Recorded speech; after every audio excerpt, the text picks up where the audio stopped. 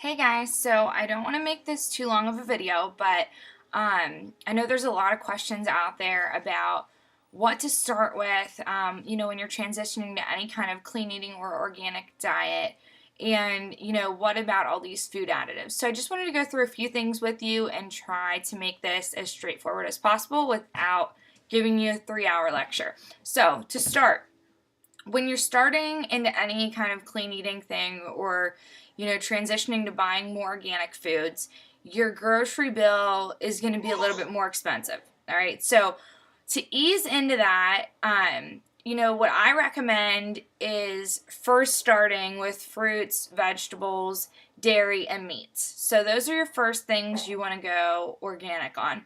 A good rule of thumb for grocery shopping is to stay on the outside perimeter of the store.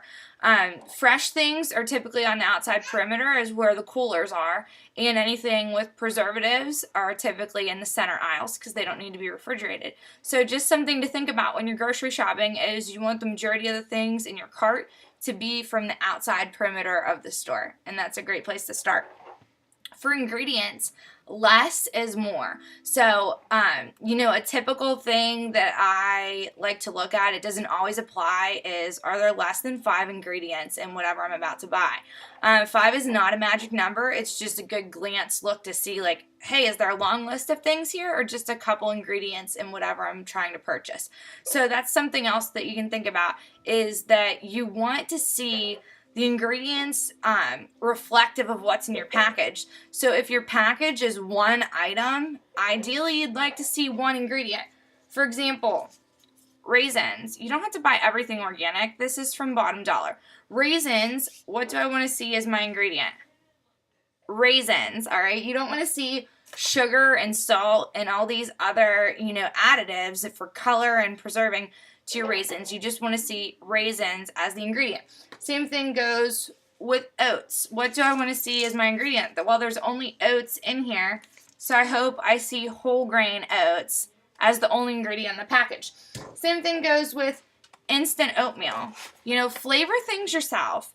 Here's instant oatmeal, and the only ingredient is organic rolled oats. All right, is this making sense a little bit here? So less is more for ingredients. When we get into additives, we want to look at, everything. But to make this simple, I want you to just think about, I want to see the least amount of ingredients possible.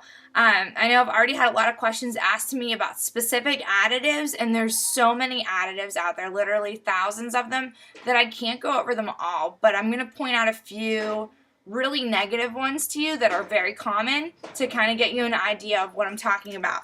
So forgive me as I glance down at my notes here because some of these are longer names, but a very common additive is potassium sorbate.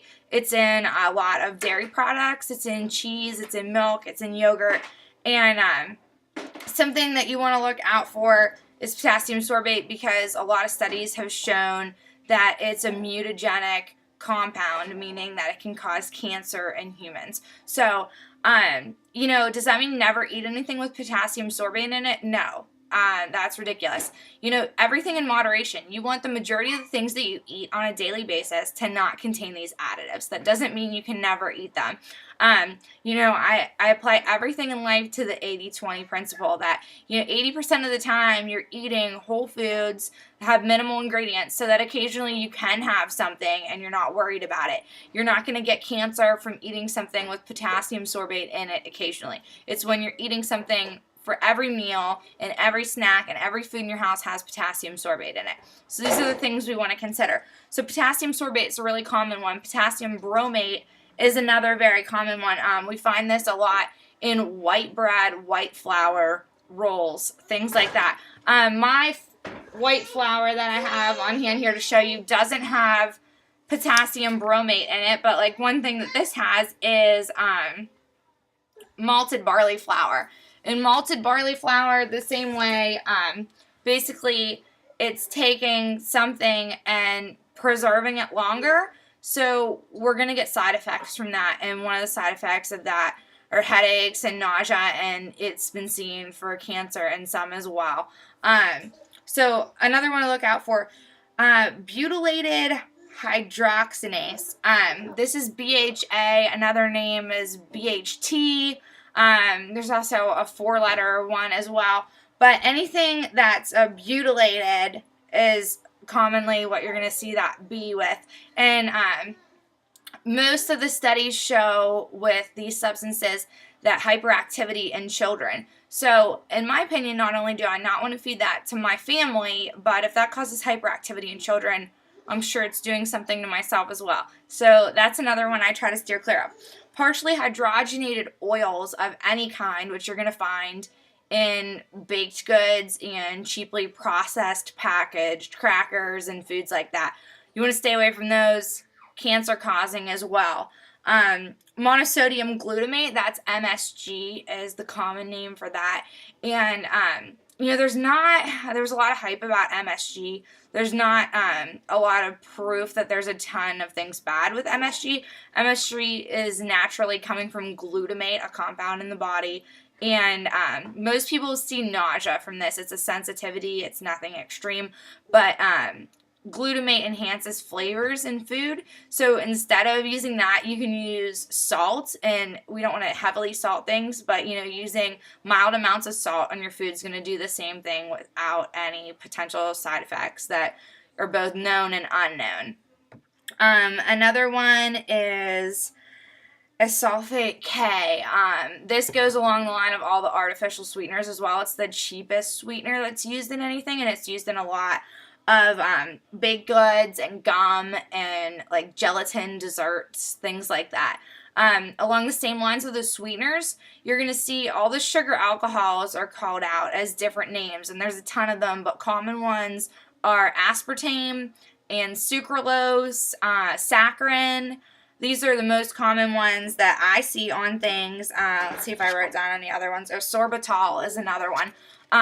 But all of these, they inhibit vitamin absorption and, can actually cause people to not be able to lose weight, amongst many other things, like saccharin has been linked to cancer. And, you might as well just steer clear of these artificial sweeteners and just limit your sweets and have real raw sugar whenever you want something sweet. So that's that. Artificial colorings, any artificial coloring is just bad. Just avoid it. There's some really bad ones out there.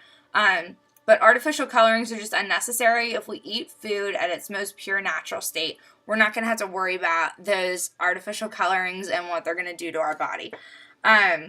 Olestra is something that you'll see in reduced fat and fat-free foods. It's to replace that and make it a filler so it still tastes good or has the same consistency. And Olestra has been known to cause bloating and cramps and gas, which is exactly why you're eating fat-free, reduced fat foods, is because you want to feel healthier and skinnier, not like you're bloated all the time. So avoid fat-free, reduced fat foods, as well as the fact that Olestra blocks vitamin absorption. So Olestra is, one of those things you want to steer clear of, and like I said, it's in almost all fat-free and reduced fat foods. High fructose corn syrup, I could go on a soapbox about that, just major negative, cheap way to make a sweetener that's sweeter than sugar. So, 1, it's sweeter than sugar, bad news, and 2, it's terrible for your body. So, avoid high fructose corn syrup. Then, going on another small tangent, you also don't necessarily want to always go for things that say natural coloring or natural flavorings. Buy food in its most natural form. For example, plain yogurt, okay? Plain yogurt, I'd go get mine out of my fridge right now, but I don't want to get up. Plain yogurt, it doesn't have all these flavorings or colors added to it, but you can still add your own flavors to it. My favorite thing to do with plain Greek yogurt is to add honey and cinnamon. I know exactly what's in my yogurt then. There's just honey and cinnamon. Many yogurts, including common brands like Yoplait, put an additive in it. It's called cochineal, and that is actually made from crushed up beetles. And so it's considered a natural flavoring. Sometimes they don't even have to include that name. It can just be natural flavoring on the label or natural color. and that's what it means. It's from a crushed up bug. And, you know, that might not get you. You might be able to eat crushed up bugs, but that's just not for me. So I steer clear of these things as well. Same things with its castoreum extract. And same kind of deal with that. It's an orange-brown substance that is put in a lot of yogurts and things that are typically flavored vanilla or raspberry. That's not the only ones, though. And this is actually extracted from the anus of a beaver. That's just disgusting. And this is used in so many common things, and once again, they don't have to call it out as that ingredient. They can call it out as natural flavoring or natural color. And, you know, so this is why we want to steer clear of even buying organic flavored yogurt, because it can have these things in it. And unless you're cool with that, you know, that's fine. But, you know, for me personally, I'd rather buy plain yogurt and flavor it myself. I don't care what color it's going to be. You know, you should care more about the flavor and not the look. And that's what the food industry does. It adds these things that are unnecessary to our food to preserve it longer, to give it a longer shelf life, or to make it look better or taste better. And the truth is, once you become accustomed to eating real foods, your body is just going to thank you so much for that, and it's going to, you know, respond the way we should by absorbing nutrients correctly. And, you know, you're going to feel good for eating better. So, you know, long story short in all of this is, don't get over-consumed about all of the ingredients listed and is this one bad or is this one not bad, but rather, you know, I pointed out some really bad ones here. Avoid those for sure, but, you know, think about, I want to buy things as natural as I can. So if I'm buying oats, I want the only ingredient to be oats. If I'm buying a pre-made trail mix that has raisins and nuts and, you know, sunflower seeds in it, I want those to be the 3 ingredients. I don't want to see added sugar and added salt and added preservatives and something to preserve the color. But, you know, I want just what I'm buying to be the main ingredients in what I'm eating. You know, the same thing goes for, like, you can see this is brown sugar in my hands here. And if I can find the ingredient list on this, you know, it's refined sugar and then cane molasses. And you might say, you know, hey, that's not bad. But the refined sugar has taken all the nutrients out of the sugar, all of the raw minerals and vitamins that are naturally occurring in sugar, and taken them out. Sugar does, you know, raise, you know, your blood glucose levels and creates hormonal imbalances. But if you're going to have sugar, you should have it in its most natural state, which would be raw sugar. Or, you know, do something like this. This is organic evaporated cane syrup or cane juice. And, you know, that is sugar in its natural state, and they evaporate it to preserve the minerals.